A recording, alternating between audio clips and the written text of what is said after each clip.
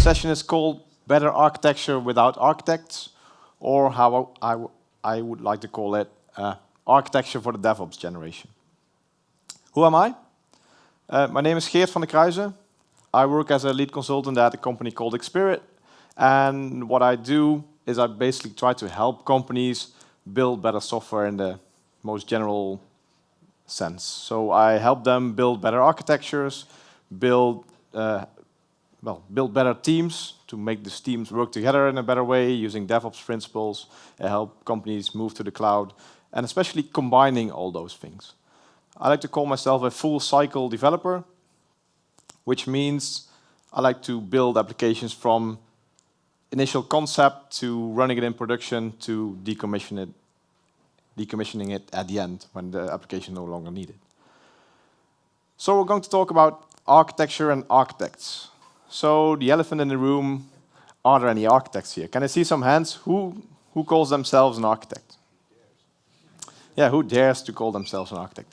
Well, only a few. Okay. Of those hands, who does still write code? Yeah, of course, all the developers still write code, but of the architects, what I see happening a lot is that there's quite a lot of architects who do not write code. And this session is especially about them, or for the people who work in companies that have architects who do not write code. So for all the non-architects, can I see some hands? Who works in a company where there are architects who do not write production code? Yeah, that's a bit more. So you can also learn from this session and then bring these stories back to them and try to get them back to coding. That's basically what it's about, and how we can be all involved in building better architectures for our applications or for our company. So in this session, we're going to start off with 3 reasons why we can do without the typical architect.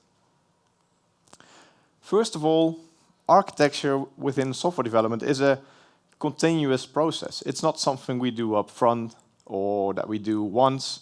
It's something that we do continuously when we're building our application.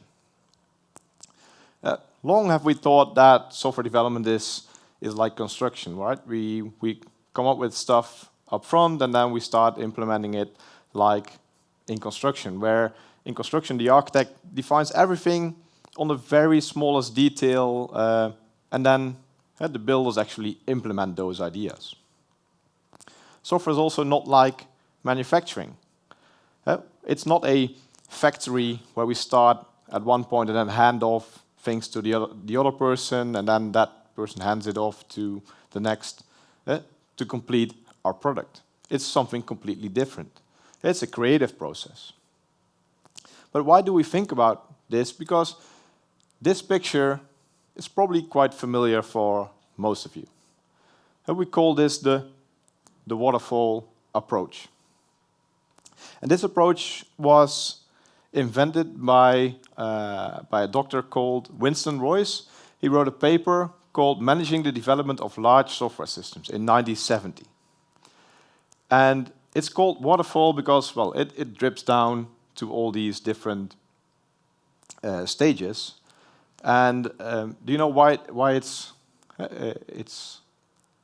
visualized like this, like a waterfall? It's because in the 70s they couldn't fit it all on all beside each other. So then they put it all below each other, and that's now we call this a waterfall. But in 1970, if you actually read the paper that Winston Royce wrote, he doesn't say that this is the approach that we should take.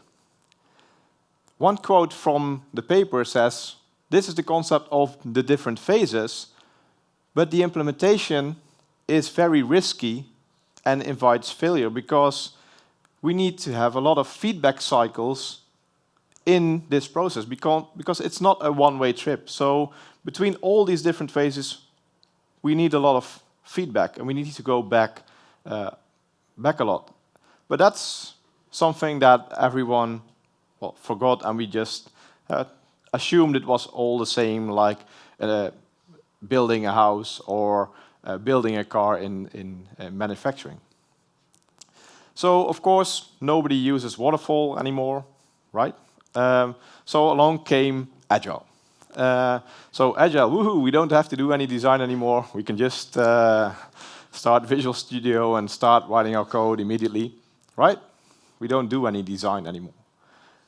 Well, that's not true either, right? So it's somewhere in between.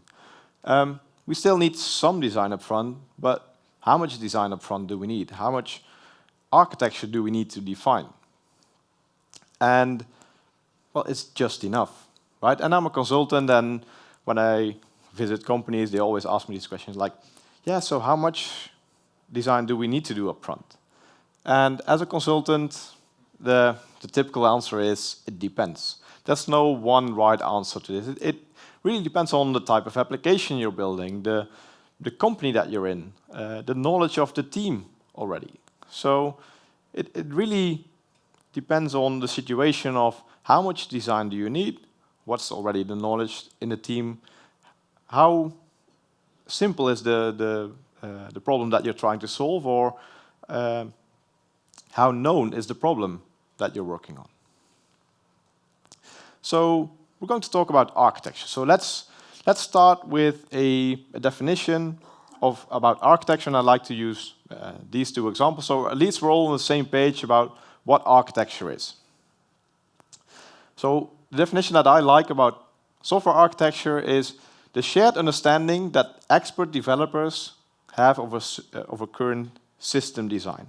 So when you're working or building an application, that all the developers with the right amount of knowledge have the same idea about what we're building.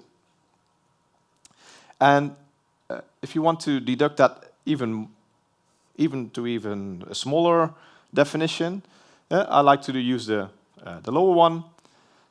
Basically, it's all the decisions that are hard to change, hard to change in time. So if we take this route now, if we want to change this to something else, it would take us maybe a year, or if it would cost us a lot of money.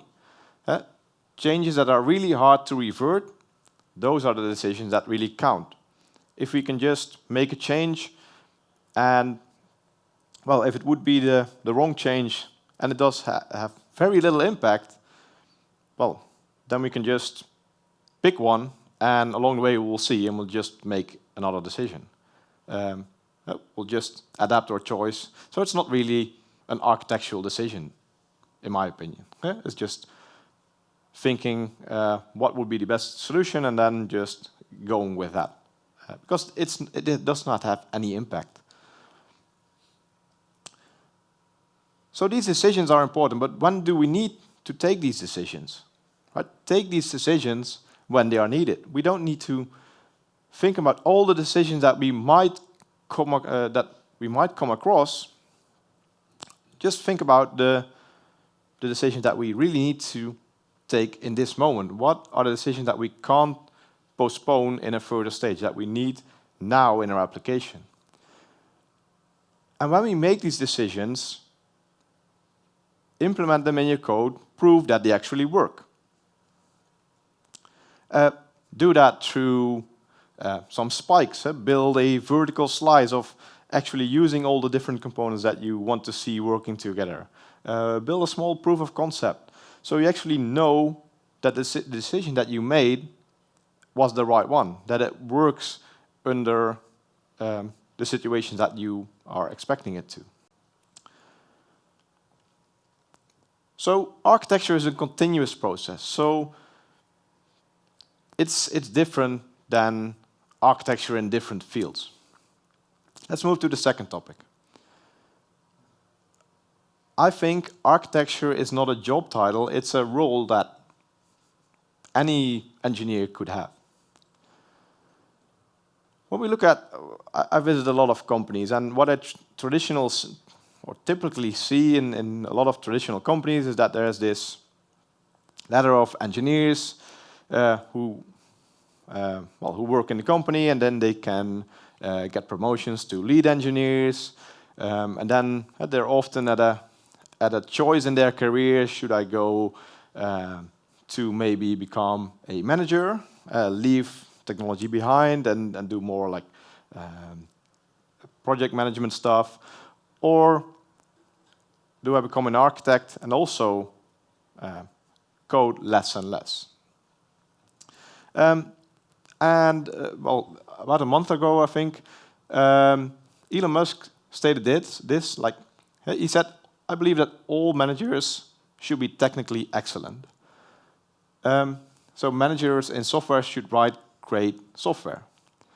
I think managers do not have to write software, but what I do believe is that if someone is an architect, that the architect should be able to write code, because all the decisions are so closely related to the stuff we're building that you can only make these choices if you're actually being able to build it yourself as well. Technology is changing so rapidly. How can you make these decisions if you can't code yourself anymore? So I think coding is really, really important. But then often these architects or enterprise architects, they come to me and they say, well, I'm not only talking about certain applications, I'm also responsible for the full application landscape. Okay, so let's look at architecture on some different levels. First, architecture on the application scope. This was what I was previously talking about. You want to take those decisions in the software that you actually need to make, but you want to prove them as well. So you don't want to make those decisions on paper. You also want to do proof of concepts or actually prove using code that they work, that those ideas that you had, that they work. Technology is changing rapidly. Everyone's using the cloud now. The cloud is coming with a lot of new features every day, every month. So if you have never tried all those features, how can you make the decisions if they actually do the things that you want? So you need to know how they work by actually implementing them using code. So, okay, that's the application scope, right? That's a lot of enterprise architects are like, okay, those architects, we just do that in the teams and they can make their own decision on the application level. But then we look at the organizational scope. How are these different application components or different applications working together? And that's how they want to design that. Who of you has heard of Conway's law? Anyone? Oh, a few hands, yeah. So what Conway states, and I'm going to read it, is that any organization that designs a system will produce a design which structure is a copy of the organization's communication structure. So that's quite hard to comprehend, so I'm going to show you an example. But what it basically means is that your application landscape will start looking similarly to how your company is set up, so how the different teams are communicating. So let's take a look at this very simple example. We see happening a lot in companies that they create departments where they group people by expertise. So you have all the UI experts working together, you have people who know everything about the process, they're really experts on that. They're all working together in one department. We have all the database experts who know everything about tweaking the database and making the database work really well and making really secure. And you have some people, the middleware experts, who know how to tie everything together. When you have a company that works in these kind of departments and you start building software, the way your software will start looking like is this. You will have a central database used by everyone. There will probably be some business process management tool created by the people who know everything about the process and they want to define it in there. There will be some middleware connecting all the different components. And if you have multiple applications, they will all look similar to this. And well, that might be a good idea, but if you really want to make changes easier, create autonomous teams that can create their own architectural decisions, this will not work. So something that you could do is called the inverse Conway maneuver. So if you say, well, my architecture will actually start looking like how my departments are created, I can also create my departments in a different way. So my architecture will actually follow this same pattern.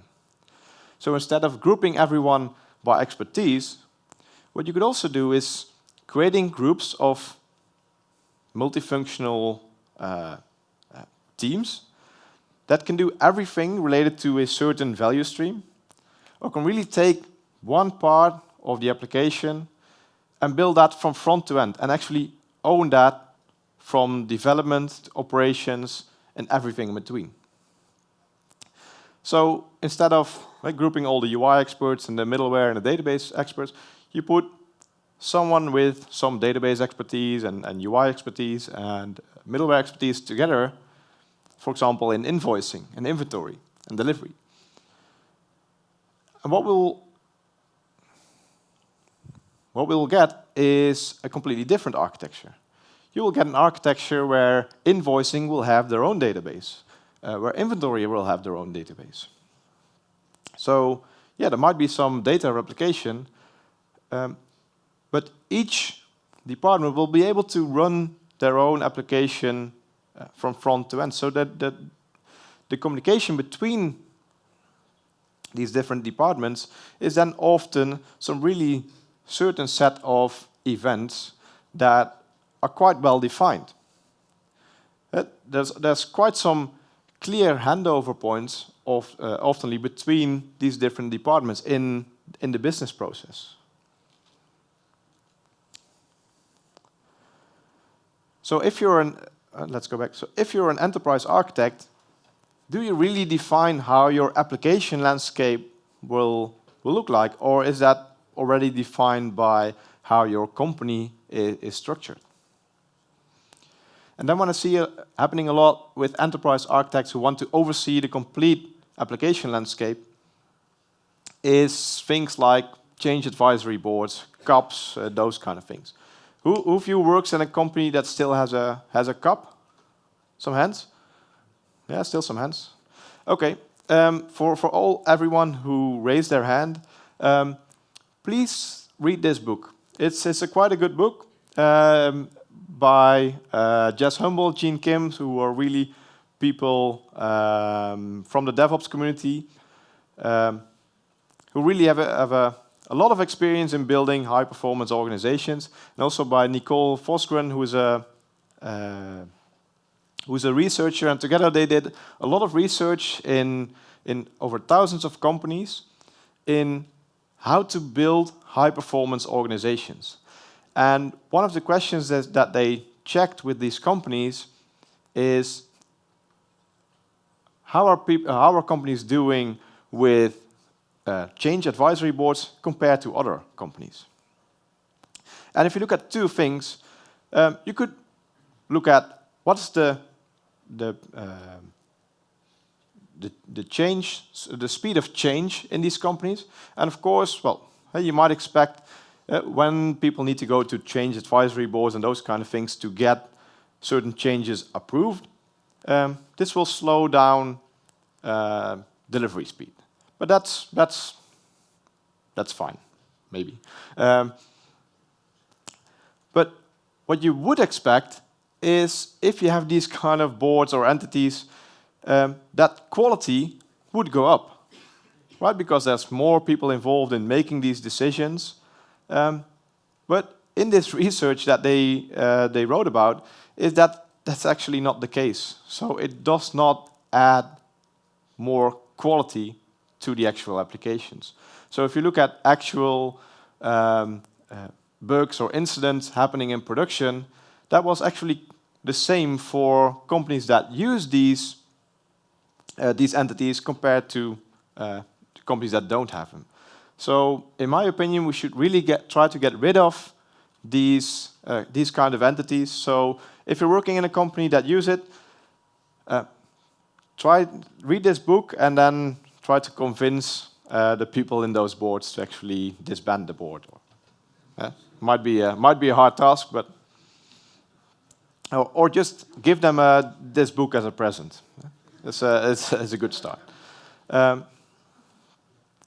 So my advice is really build autonomous teams. Teams that have the capability of making their own decisions, making their own architectural decisions, building their application from front to end, from development to production, and really own the application.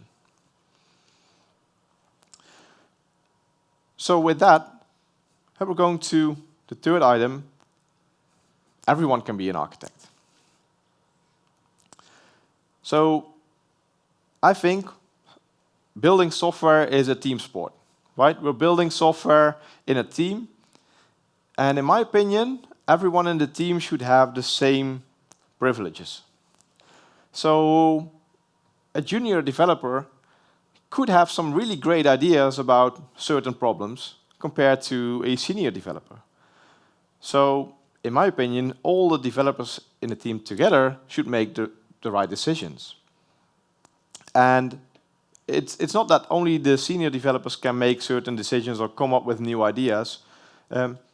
Everyone should be able to pitch in and propose their own ideas for certain problems. And then together as a team, you make the decision. So it's not the decision of one person, so you can blame him or her. No, it's the decision by the team itself.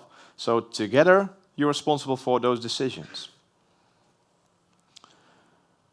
I really lived through the mantra of DevOps, like how Werner Vogel, CTO of Amazon, coined it. You build it, you run it. I really believe in, if you want to build high-performing teams, teams that own the application from initial idea, building it, deploying it to production, running it in production, get called out of bed when the production fails and customers are impacted, that really makes you build the best software. But to do that, companies really need to empower those teams. Give the teams the power to actually make the right decisions. So what I often see in companies is that we have these product teams, and the teams, they have a product owner, and the team altogether, they are responsible for mainly one thing: all the features that they deploy, right? All the new features that the customers wanted or that they thought that were a good idea to build. Those features are their responsibility. But building software is far more than only those features, right?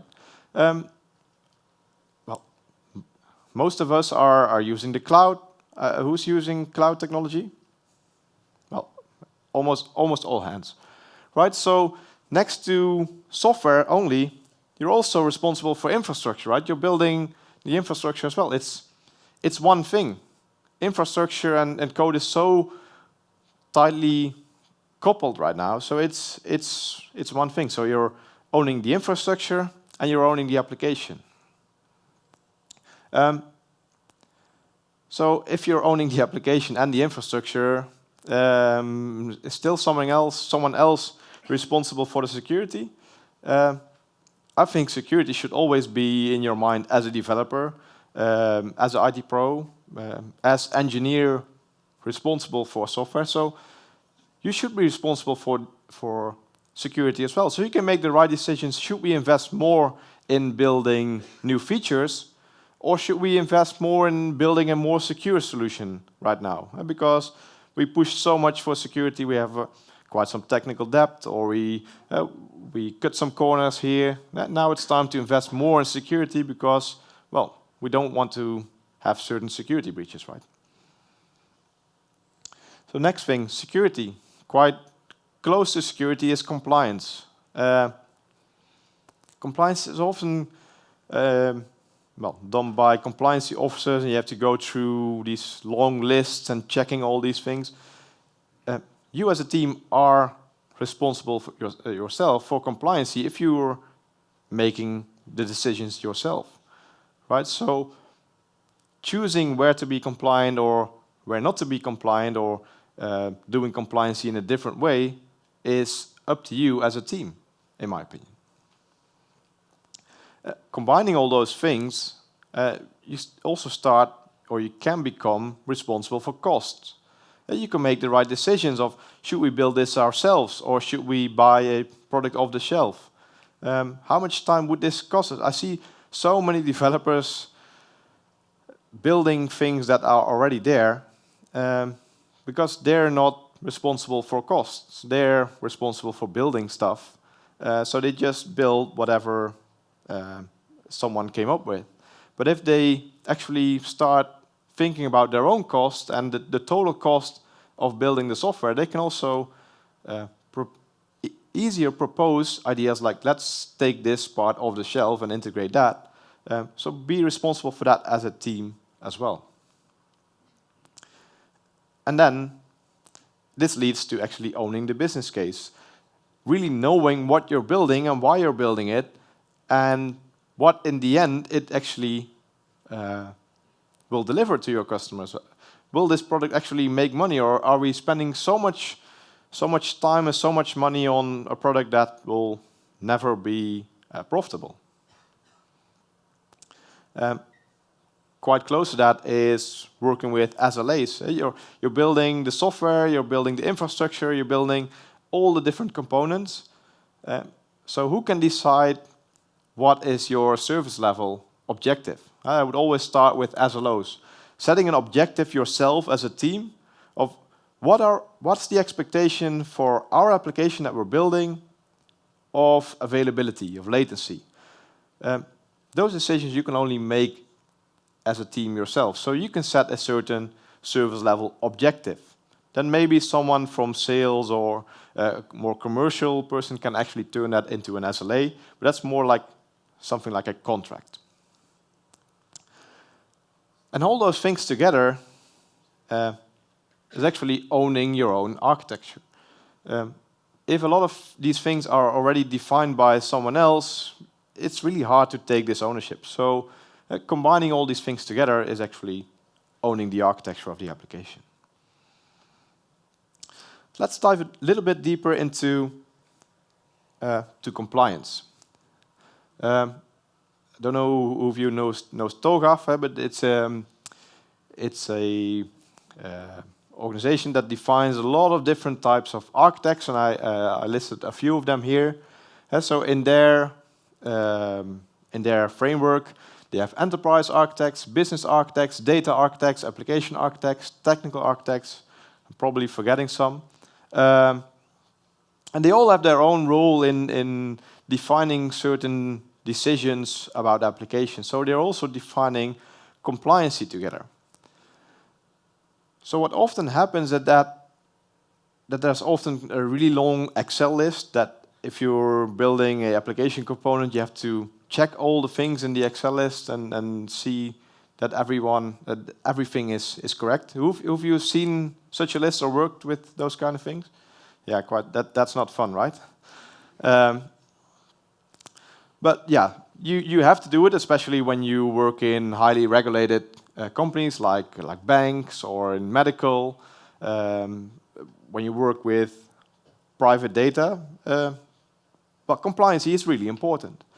So what you see happening often there is when we go live, we go through this checklist, and we check if everything is green. Everything is compliant, so we're good to go. We go on production. First we go live, and then, everything is good. Then we start building new features. We're just continuing our work. And, we want to do agile development, so we deploy new features every day. We release multiple times a day maybe. So after a while, because I don't believe if you do multiple releases a day, that this big Excel list of 30 pages, you're going to do that multiple times a day as well. So what happens almost every time is that you start missing some things, and after a while, an audit comes up. And well, we take the Excel list again and going through everything again. Oh shit, we made some mistakes and we weren't fully compliant yet anymore. So we need to fix it. And then the team starts running to fix all the things because the audit comes up. And then the audit comes and everything is A-okay again. And then the process repeats again. What I like to see in teams that really take responsibility for compliancy themselves, and if companies help those teams in actually being compliant for the teams themselves and making it visible for the teams if they are compliant continuously, you could move to something like this. Create a lot of automated controls that check if your environment is still compliant. If you're using the cloud, for example, there's a lot of things like policies that you could include that check a lot of things, so you actually see that on a daily basis if you're still compliant or if you took cut some corners where you're not compliant anymore. You could really regulate this so with policy, so nobody can make certain decisions or can't cut any corners. But this might slow down a lot of velocity of the teams that want to make certain changes. If they make these decisions themselves to, well, let's cut these corners for now, we accept these risks, but at least we know that things are not compliant. So if you know that, you can actually fix it later on.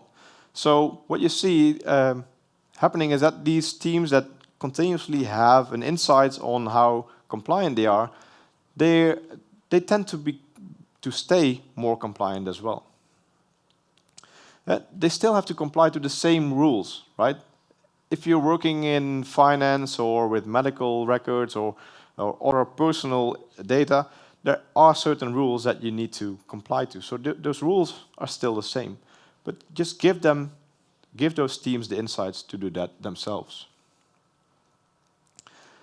I really like this quote. So instead of fixing everything so teams can't do stuff themselves, give them give them permission to make their own decisions.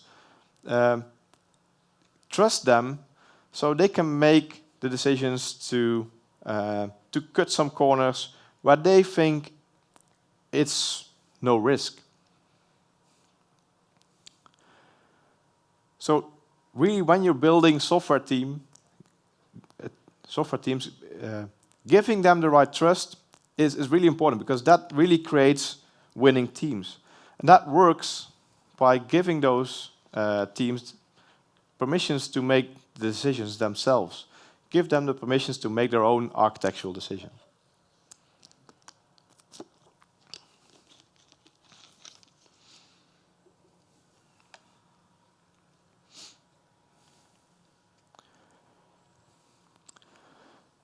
So with that, we covered 3 things why I think we can do without architects.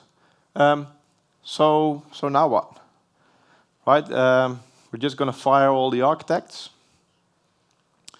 As I said before, to recap, what I really think how you build software and how you build high-performing teams is creating aligned autonomous teams. Create these teams that can make their own decisions,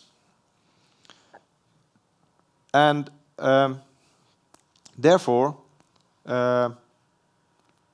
it can take this. Do not depend on others to, so they don't have to wait for others to make certain decisions. Does that mean, well, total anarchy, all the teams do this stuff themselves?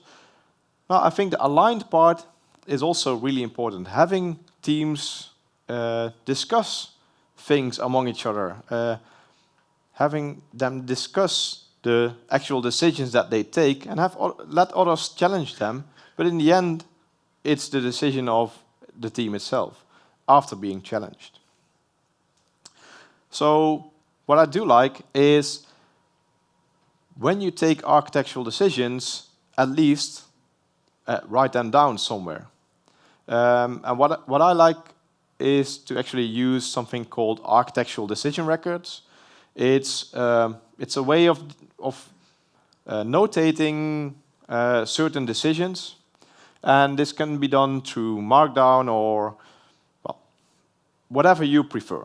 There's quite a good website on GitHub called adr.github.io, which has a lot of different templates of how you could use it. If you want to do this in Word, be my guest. But I like to have these things in source control, so actually version and those kind of things.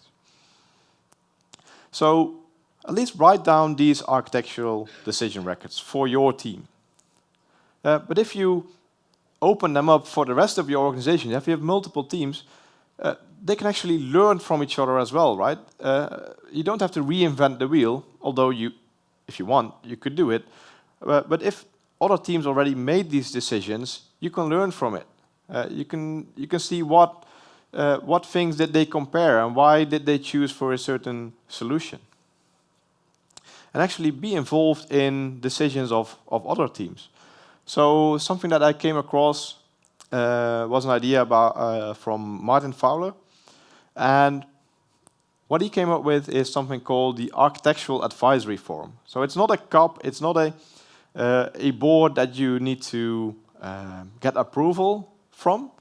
No, it's a meeting where people from the different teams come together to talk about architecture and talk about their architectural decisions.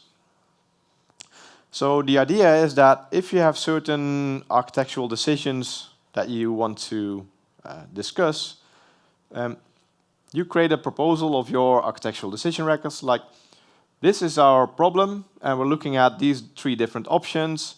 We think 1 and 2 are not that good because this and this reason, and we think that the 3rd option is the best solution, so we're going with that. If you're proposing that in a meeting and just hear what other teams have to say, they often come up with ideas like, oh, did you also think about this and this? Oh, maybe we forgot. Maybe they come up with other solutions that you haven't thought about, right? So these things can really help you come up with the right decision. In the end, as a team, you're still responsible for taking the decision themselves. But having the discussion, being challenged by others, it eventually lead to better decisions. But in the end, the decision is made by the team. So in the end, you put the final architectural decision records somewhere, so new developers can actually know about this as well. Other teams can know about it. So it's a good way to structure the decision that you actually make, and make it safe for teams to actually make these decisions. Don't blame certain people within the team because it was their idea. No, the idea is from the whole team. It's a team decision, so it's not someone's fault. So together we try stuff, and we might fail, and then learn from that as well. But there should not be any blame in these decisions, like, oh yeah, this decision was made by this person, so yeah, he can't make any decisions anymore. So that's about decisions, one of the key aspects of architecture. But then we also want to define how our landscape looks like, how our application is built up. A lot of people use UML. A lot of others use a whiteboard and they just draw some squares and lines between them. Is there a best way? I think the best way is the way that works for your team, for the people in your team that know how. Well, if they all have the same understanding after creating that diagram, then it's fine. It doesn't matter if you use UML or just a whiteboard or using C4. It's all fine if it works for you. What I really do want to emphasize is that a visual interpretation works far better than just written text. So some pictures, I don't care in what kind of format. Personally, I really like the C4 model of defining your architecture. But that's really up to your team and their understanding of architecture diagrams. What works best for them is the best way. So if you want to, the next thing really about building high-performance organizations is building those teams that are really can be responsible from beginning to end. So teams that are aligned and are responsible for really one part of the value stream. So back to Conway's law, really build those teams in a way that they are cross-functional and responsible for one thing. So these kind of architectures or setting up your organization like this will lead to better architectures. And then finally, not all the teams are building stuff that eventually ends up at your customers, right? There might also be teams responsible for building like platform things that other teams might build upon. What I really like to do with these teams is also really define the things that they're building as a product. So their customers are the other teams. So these teams can choose if they want to use your product or not. So really make it so that the other teams want to use your platform, want to use your product, instead of them having to build the stuff themselves. But if they want to, if they have good reasons to do it, they can, right? I see this happening a lot in, for example, identity. For all building different parts of the application, we often want a central identity that we could use in all the different parts. So these should be just pluggable as a product instead of really depend on those teams to actually implement it in your own application. Same goes for cloud infrastructure. Just the very basic stuff of cloud infrastructure, like network access, ingress, those kind of things are often more broad than a certain team responsibility. So if you could just use them through self-service as a team, you can use those products to build your application more easily. Compliance, already I talked about that and showed the graphs of how you're compliant. If you build a product as a platform team so other teams can see how compliant they are, this will accelerate them quite a lot because they don't have to spend much time on being compliant because they can actually see if they're compliant or not and then make changes to be more compliant. So with that, I want to wrap up with this last slide. So if you're an architect who does not write any code, are you obsolete? Should you quit your job? I don't think so. One advice is, please start to write code again. Start using, become an engineer again. Start experimenting with new features in the cloud and those kind of things. You actually know how all these things work. So you can make the right decisions and become part of the team that actually builds the software. And be the driver of the change. As I said, really good architectures are defined by how the organization is set up. So creating teams that can be autonomous, those changes are quite hard to make. How do you change a company to restructure? This is often not done by the engineers in the team. I haven't seen organizations making these switches to different team setups because the engineers want it. But especially in those kind of companies, architects can be the driver of this change into making the company restructure into other teams. So be the driver of that change. In the end, make your role obsolete, but create teams that are really high performance and can make their own decisions.